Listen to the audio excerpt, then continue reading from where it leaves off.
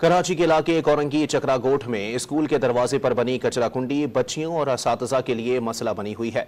मज़ीद जानते हैं वहां मौजूद डॉन न्यूज़ के नुमाइंदे आसिम खान से। आसिम, बताइएगा कचरा कुंडी यहां कब से है और इसे हटाने के लिए किसी ने मुताल्लिका इदारे से राब्ता किया है?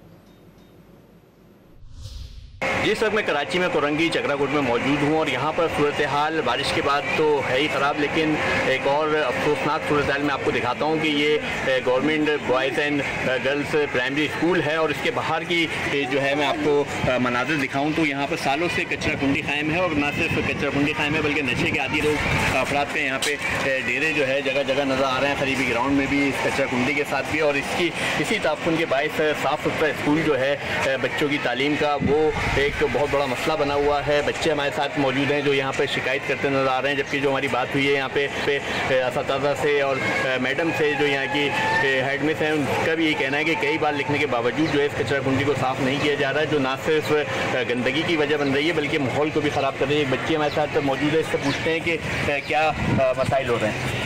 यहाँ कचरा बहुत ज़्यादा है। यहाँ जब बारिश होती है तो पानी खड़ा हो जाता है, हमसे पढ़ा नहीं जाता। यहाँ मच्छर और बीमारियाँ फैलती हैं, इसीलिए आपसे गुजारिश है कि यहाँ से कचरा हटाएं। उल्टे सीधे लोग भी बैठे रहते हैं। जी हमें बहुत तंग होती है।